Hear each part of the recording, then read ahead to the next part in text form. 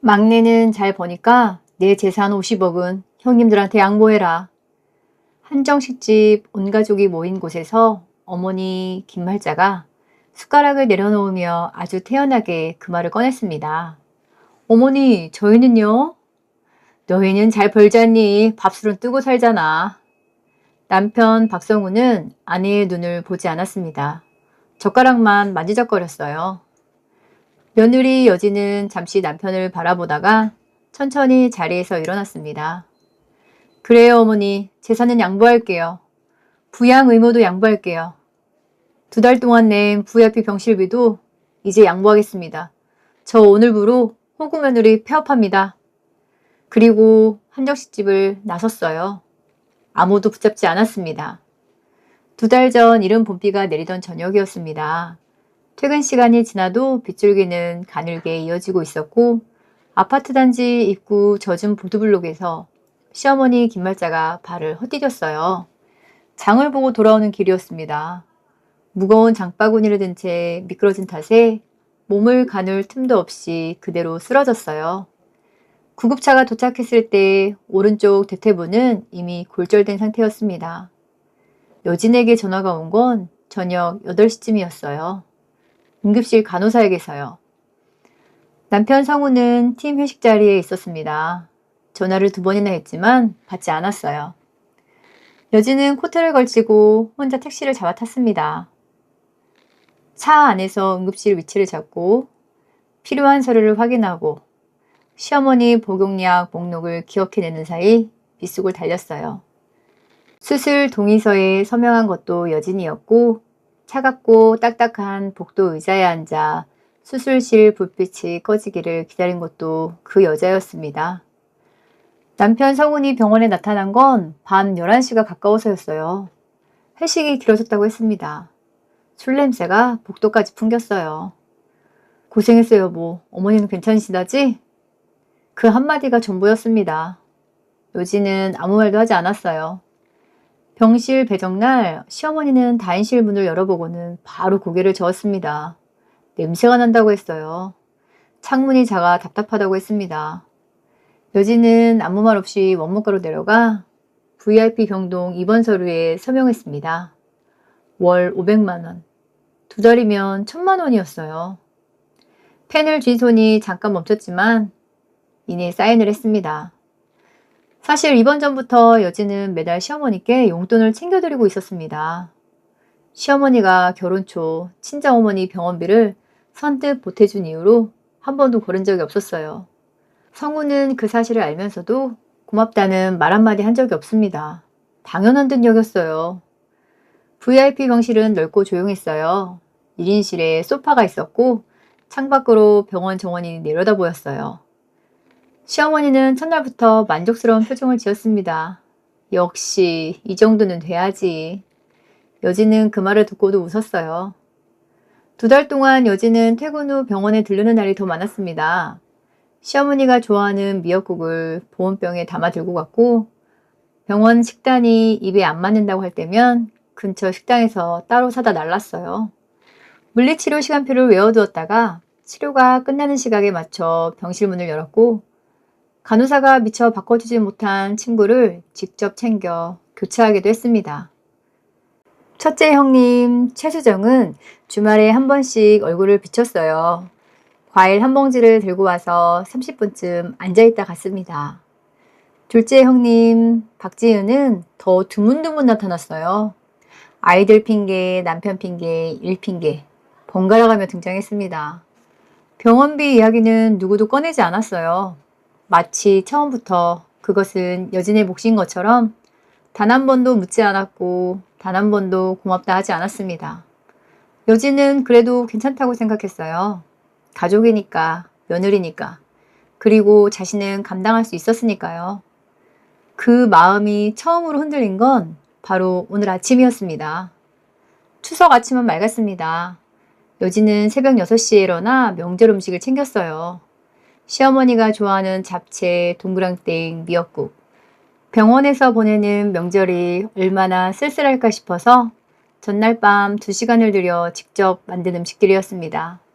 반찬통 하나하나에 뚜껑을 닫으면서 여진은 시어머니가 좋아하는 표정을 떠올렸어요.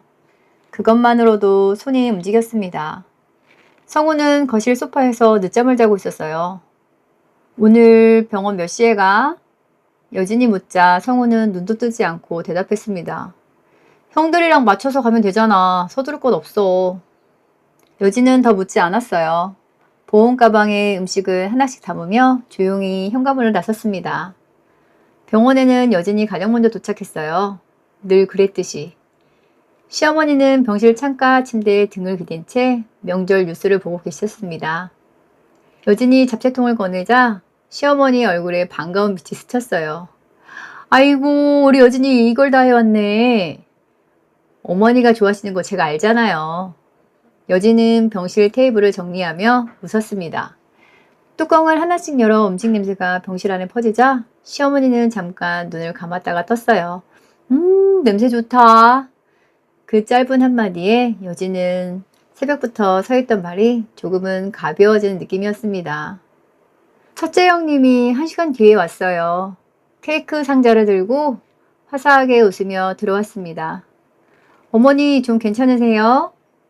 둘째 형님은 그보다 30분쯤 더 늦었어요. 두 사람 모두 음식은 없었습니다. 병원비 이야기도 물론 없었고요. 성우는 형들과 함께 조금 늦게 들어왔어요. 병실 문을 열며 어머니 추석이에요. 한마디를 건네고는 소파 구석에 자리를 잡았습니다. 오전 11시 담당 의사가 외출 허가를 내줬습니다. 2시간 이내로 무리하지 마세요. 시어머니는 휠체어에 앉으면서도 기분이 좋아 보였어요. 오랜만에 병원 밖 공기를 마신다며 엘리베이터 안에서부터 표정이 밝아졌습니다. 병원 근처 한정식집은 추석 연휴라 북적였어요. 여진이 며칠 전 미리 예약해둔 자리였습니다. 성우는 그 사실도 몰랐어요. 상이 차려지고 가족들이 자리를 잡았습니다. 시어머니는 오랜만에 바깥에서 먹는 밥이라며 젓가락을 들었어요. 첫째 형님과 둘째 형님도 들뜬 표정으로 음식을 집었습니다. 여진은 시어머니 옆에 앉아 음식을 덜어드리고 국물 흘린 자리를 닦아드리고 늘 하던 대로였습니다. 식사가 거의 끝나갈 무렵 제가 계산하고 올게요. 밥값은 여진이 냈습니다. 자리에서 일어나 계산대 앞에서 카드를 꺼내는 동안 늘 그랬듯이 아무도 따라오지 않았습니다. 계산을 마치고 자리로 돌아오는데 시어머니가 여진을 바라보며 입을 열었어요. 여진아, 앉아봐. 나 할 말이 있어. 여진은 영수증을 지갑에 넣으며 자리에 앉았습니다. 그때 시어머니가 천천히 아주 태연하게 말을 꺼냈어요. 너희 막내는 여진이가 밤낮 없이 일해서 꽤 잘 버니까 밥술은 뜨고 살잖니. 그러니까 50억짜리 아파트랑 상가는 쪼들리는 첫째랑 둘째네가 나누는 걸로 양보해라. 시어머니의 목소리는 놀랍도록 평온했어요. 마치 오늘 날씨 이야기를 하듯 아무렇지도 않게 재산 이야기를 꺼내셨습니다. 여진은 순간 자신의 귀를 의심했어요. 방금 들은 말이 맞는지 확인하고 싶어서 천천히 시어머니를 바라봤습니다. 시어머니는 눈을 피하지 않았어요. 오히려 당연하다던 듯 여진의 눈을 똑바로 마주쳤습니다. 그 눈빛에는 미안함도 망설임도 없었어요. 정말로 당연한 일을 이야기하고 있다는 확신만 가득했습니다. 어머니, 저희는요? 목소리가 떨리지 않도록 애를 썼어요. 그래도 끝이 조금 흔들렸습니다. 너희는 잘 벌잖아. 여진이 네가 잘하잖아. 첫째랑 둘째, 애들 교육에 대출에 쪼들려서 살기 힘들어. 있는 사람이 양보하는 게 맞지 않겠니? 첫째 형님과 둘째 형님은 시선을 내리깔았어요. 괜히 휴대폰을 꺼내들어 보는 척을 했지요. 그 누구도 아무 말도 하지 않았습니다. 반박도 미안하다는 말도 핑계도 없었지요. 여진은 남편을 바라봤어요. 지금 이 순간 단 한마디라도 해주기를 바라면서요. 아, 제발 내 편이 돼줘. 그 말을 눈빛으로 강하게 전했지만 남편은 시선을 땅으로 떨구고 있었지요. 손가락으로 무릎을 가만히 문지르며 아무 말도 하지 않았습니다. 성훈씨, 여진이 나지막히 불렀어요. 성훈이 천천히 고개를 들며 여보, 어머니가 말씀하시잖아. 첫째 형도 둘째 형도 형편이 어려운 건 사실이고 우리가 좀 양보하면 안 될까? 그 순간이었습니다. 2달 전 빗속에서 혼자 택시를 잡아 타던 밤, 차가운 복도 의자에 앉아 수술실 불빛을 바라보던 새벽, VIP 병동 서류에 말없이 서명하던 손, 퇴근 후 보온병을 들고 병원 복도를 걷던 발걸음이 한꺼번에 밀려왔어요. 유일하게 내 편이어야 할 사람이었습니다. 그 사람은 고개를 돌려 어머니만 쳐다봤죠. 이 사람이 효자일지는 몰랐어요. 근데 저한테는 좋은 남편은 아니었던 겁니다. 여진의 눈에서 무언가가 천천히 식어갔습니다. 분노가 아니었어요. 오래 붙들고 있던 무언가가 소리도 없이 손가락 사이로 빠져나가는 느낌이었습니다. 여진은 천천히 자리에서 일어났어요. 그래요, 어머니. 재산은 양보할게요. 어머니 부양도 양보할 거예요. 2달 동안 제가 병실비 냈는데 모두 양보할게요. 저는 오늘부로 호구 며느리 그만할랍니다.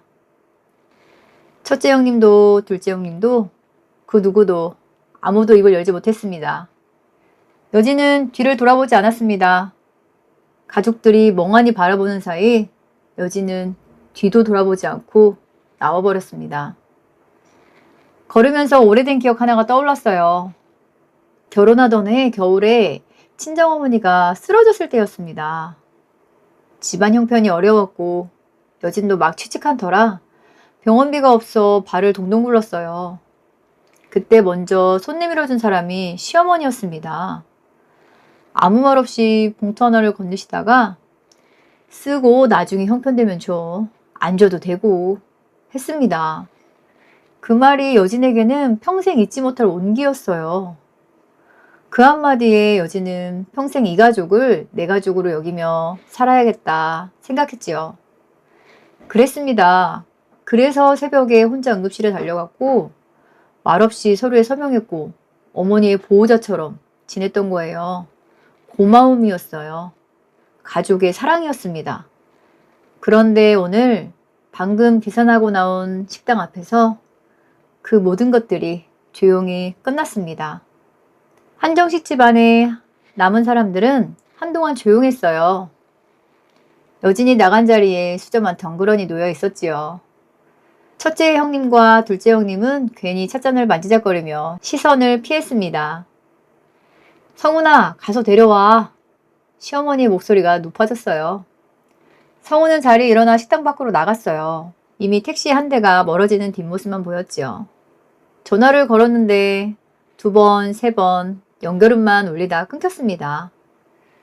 시어머니를 병원으로 모시고 돌아온 건 성훈 혼자였어요. 식당을 나오면서 형님 내외들은 다 돌아갔거든요. 휠체어를 밀면서도 아무 말이 없었습니다. 병실 침대에 어머니를 눕혀드리고 복도로 나오는데 아들을 불렀어요. 성훈아, 네? 여진이 좀 달래봐. 너무 심했잖아 오늘. 성훈은 대답하지 않았어요. 집에 돌아오니 여진이 침실에 있었습니다. 침대 위에 옷가지 몇 벌을 가지런히 올려놓고 있었어요. 노트북, 가방, 세면도구, 꼭 필요한 것들만 골라낸 자리였습니다. 여보, 나 좀 보자. 성훈의 목소리는 낮았어요. 여진은 가방 지퍼를 천천히 잠그며 고개를 들었습니다. 어머니가 좀 심하셨던 건 나도 알아. 근데 그렇다고 이렇게까지 해야 해? 온 가족이 보는 앞에서 그게 무슨 짓이야? 여진은 잠시 성훈을 바라봤어요. 성훈 씨, 나한테 할 말이 그거야? 성훈은 입을 다물었습니다. 저녁에 혼자 응급실 달려가고 혼자 서류에 서명하고 퇴근하고 매일 병원에 들리고 한 번이라도 고맙다고 했어 나한테? 당신 어머니잖아. 그런데 다른 형님들은 아무것도 안 하고 재산만 받아. 성훈은 아무 말도 하지 못했어요. 반박할 말이 없어서가 아니었습니다. 그냥 아무 말도 떠오르지 않았어요. 어머니도 당신도 나는 그냥 돈 버는 기계지? 이제 확실해졌어요. 나는 미련 없어. 여진의 목소리는 떨리지 않았습니다. 오히려 너무 차분해서 무서웠어요. 성훈은 그제야 돌이킬 수 없는 선을 넘었다는 걸 느꼈지만 어떤 말을 꺼내야 할지 몰랐습니다. 여진이 가방을 들고 자리에서 일어났어요. 성우는 그 자리에 서서 여진의 등을 바라봤습니다. 여진이 나가고 있는데 말릴 수가 없었습니다. 조용히 현관문이 닫히고 복도를 걷는 소리가 들렸지요. 그날 밤 성우는 시어머니의 전화를 받았어요. 성훈아, 병원에서 이번 달 병실 수납이 안 됐다는데 어떻게 된 거야? 여진이한테 빨리 얘기해. 여진은 그날 밤 친정어머니 집에 짐을 풀었습니다. 가방을 내려놓고 소파에 앉았는데 눈물은 나지 않았습니다. 그냥 멍하고 텅 빈 느낌이었어요. 친정어머니는 아무것도 묻지 않았어요. 따뜻한 보리차 한 잔을 내밀고 그 옆에 조용히 앉았습니다. 명절날 올 계획이었지만 어머니는 혼자 온 저를 보고 이상하다고 여기셨지요. 그래도 먼저 묻지는 않으셨습니다. 그렇게 며칠이 지났어요. 성훈의 문자는 하루에도 몇 번씩 왔죠. 처음엔 들어와 얘기하자 였다가 어머니가 많이 걱정하신다. 빨리 와 로 바뀌었고 나중엔 병원비 어떻게 할 거야? 가 됐습니다. 여진은 그 문자들을 읽으면서 이 사람이 끝까지 이렇구나 하고 생각했어요. 미안하다는 말은 단 한 번도 없었고 고맙다는 말은 더더욱 없었지요. 정말 효자 아들이었습니다. 변호사를 찾아간 건 추석이 지나고 열흘 뒤였어요. 상담실 의자에 앉아 이혼 절차를 듣는 동안 여진은 놀랍도록 차분했지요. 갑작스러운 일들이었는데 이게 맞는 길이다 생각했어요. 변호사가 오히려 한 번 더 확인했습니다. 정말 이혼 진행하시겠습니까? 네. 망설임이 없었습니다. 서류를 받아들고 나오면서 여진은 처음으로 하늘을 올려다봤어요. 높고 파란 가을 하늘이었어요. 이상하게도 가슴이 조금은 가벼웠습니다. 성우는 이혼서를 받아들고 나서야 전화를 걸었어요. 여보, 이게 무슨 짓이야. 어머니도 당신한테 많이 미안하고 계셔. 여진은 잠깐 귀를 기울였어요. 미안해한다는 말이 어떤 모습인지 궁금했지요. 어머니가 뭐라고 하셨는데? 아, 그게 직접 말씀은 안 하셨는데 표정으로 말하는 걸 어떻게 알아? 전화가 끊겼어요. 그날 밤 여진은 오랜만에 노트북을 열었습니다. 특허 로열티 정산 내역이 메일함에 와 있었어요. 이번 달 입금액을 확인하고 여진은 조용히 창을 닫았습니다. 이 돈이 얼마인지 이제 아무도 알 필요가 없었어요. 성우는 전화기를 손에 쥔 채 한참을 멈췄습니다. 어머니한테 뭐라고 말해야 할지, 여진한테는 어떻게 해야 할지 아무것도 판단이 서지 않았어요. 불을 켜지도 않고 어두운 소파에 그대로 주저앉았습니다. 이혼 소송 서류가 성훈의 손에 들어간 건 추석이 지나고 보름쯤 됐을 무렵이었어요. 법원 봉투를 뜯는 손이 떨렸습니다. 내용을 읽어내려가다가 성훈은 소파에 그대로 주저앉았어요. 이혼 소송이라는 말이 이렇게 실제로 눈앞에 펼쳐지리라고는 생각도 못했던 거예요. 성훈은 곧장 어머니 병실로 달려갔어요. 어머니, 여진이가 진짜 이혼을 하려나 봐요. 저한테 이혼 소송을 걸었어요. 시어머니는 잠시 말이 없었어요. 그러다 천천히 입을 열었습니다. 이혼하면 병원비는 어떻게 하냐? 성우는 그 말에 아무 대꾸도 못했어요. 어머니한테 달려와서 들은 첫 마디가 병원비 얘기였습니다. 그날 저녁 시어머니는 직접 여진에게 전화를 걸었어요. 여진은 고민하다가 전화를 받았습니다. 여진아, 너 나한테 이러면 안 되지. 네 친정엄마 병원비 어려울 때 내가 도와준 거 기억 안 나? 그때 내가 안 도와줬으면 어쩔 뻔했어. 근데 너는 내 병원비도 안 내고 도망가는 거야? 여진은 한동안 말이 없었습니다. 시어머니 목소리는 점점 높아졌어요. 내가 그때 안 도와줬으면 니네 엄마 수술도 못했어. 은혜도 모르고 도망을 가? 내 병원비 내고 가야지. 여진은 조용히 입을 열었습니다. 어머니, 그때 도와주신 거 지금까지 잊은 적 없어요. 그래서 결혼하고 나서 매달 용돈 챙겨드렸고 2달 동안 병원비도 제가 냈어요. 저는 은혜 다 갚았다고 생각해요. 그거 고마워서 저도 최선을 다했는데 이제 호구 며느리 끝입니다. 다시는 전화하지 마세요. 재산 물려받을 형님네한테 전화하시라고요. 전화가 끊겼어요. 시어머니는 한동안 휴대폰을 손에 쥔 채 있었습니다. 재산 이전 서류가 마무리된 건 그 무렵이었어요. 50억짜리 아파트와 상가가 첫째와 둘째 앞으로 깔끔하게 정리됐습니다. 서류에 도장이 찍히던 날 첫째 형님과 어머니는 손을 꼭 잡았지요. 어머니, 건강하게 오래오래 사셔야 해요. 둘째 형님도 눈가에 눈물을 훔치며 고개를 끄덕였다고 했습니다. 시어머니는 그 눈물을 보며 흐뭇하게 웃었대요. 이제 진짜 가족이라고 생각했겠지요. 그런데 그들의 연기는 그리 오래가지 못했습니다. 재산 이전이 끝나고 열흘도 채 안 돼서 첫째 형님의 병원 방문이 뜸해지기 시작했어요. 아이 학원 픽업이 있다고 했습니다. 남편 몸이 안 좋다는 얘기도 있었어요.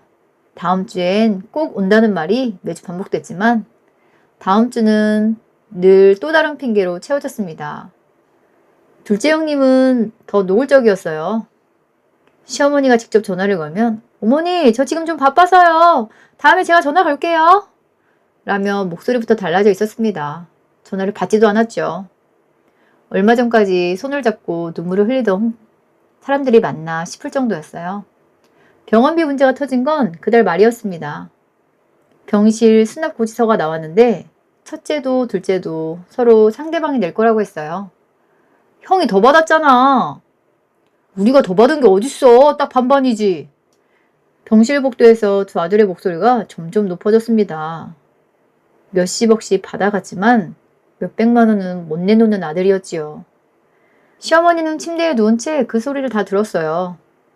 커튼 너머로 들려오는 두 아들의 다툼 소리가 이렇게까지 낯설고 차가울 수가 있는지.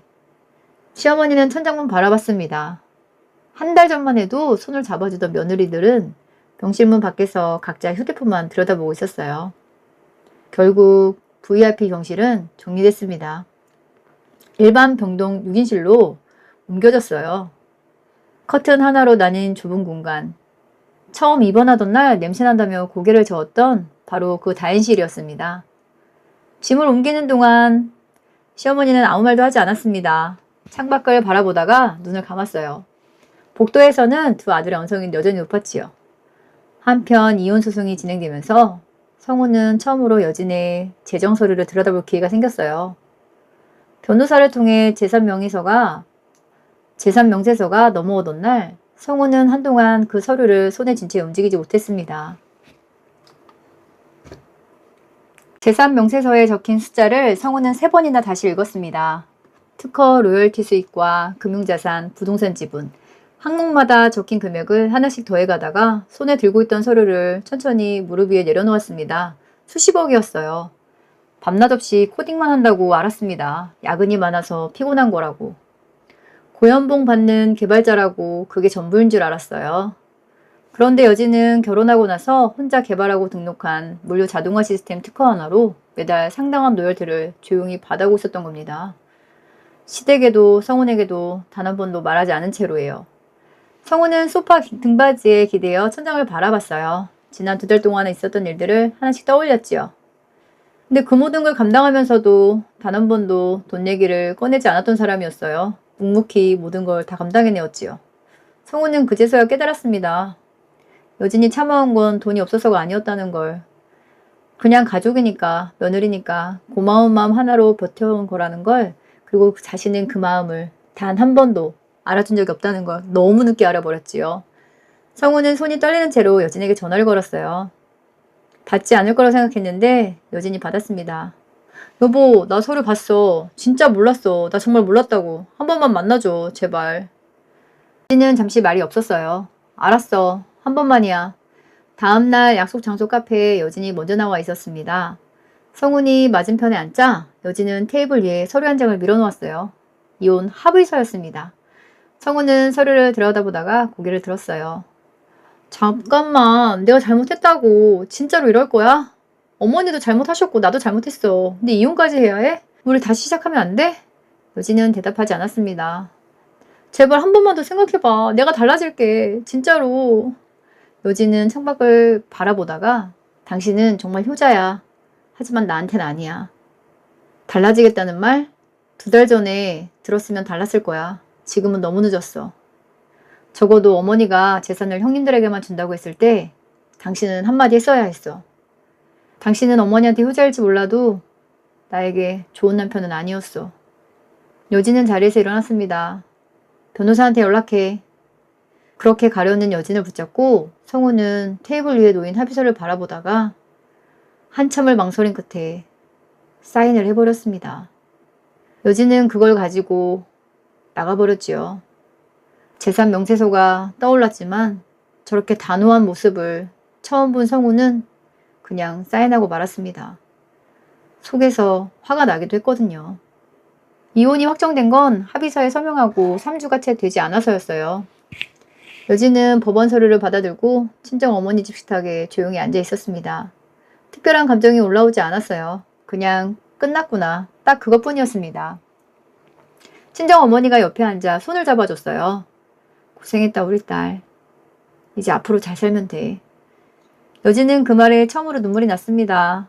추석날에도 한정식 집에서 나오던 날도 변호사 사무실에서도 울지 않았었는데 그 짧은 한마디에 눈물이 터졌습니다. 오래 참았던 게 한꺼번에 쏟아지는 것 같았어요. 새로운 시작이었죠. 한편 시어머니는 6인실 병상에 누워있었어요. 커튼 하나로 나뉜 좁은 공간. 옆 침대에서는 누군가의 기침소리가 끊이지 않았습니다. 예전 같았으면 당장 자리를 옮겨달라고 난리를 폈을 거예요. 그런데 시어머니는 아무 말도 하지 않았습니다. 첫째 아들은 이번 주에도 오지 않았어요. 둘째 아들은 지난주에 잠깐 얼굴을 비추고는 바쁘다며 30분도 안 돼 나갔습니다. 며느리들은 전화도 안 받았습니다. 병실 복도는 늘 조용했어요. 시어머니는 천장을 바라보다가 눈을 감았어요. 추석 아침이 떠올랐습니다. 병실 창가에 햇살이 들어오던 그 아침에 제일 먼저 도착해서 잡채통을 꺼내던 여진의 얼굴이 어머니 좋아하시는 거 제가 알잖아요. 하면서 웃던 얼굴이 떠올랐어요.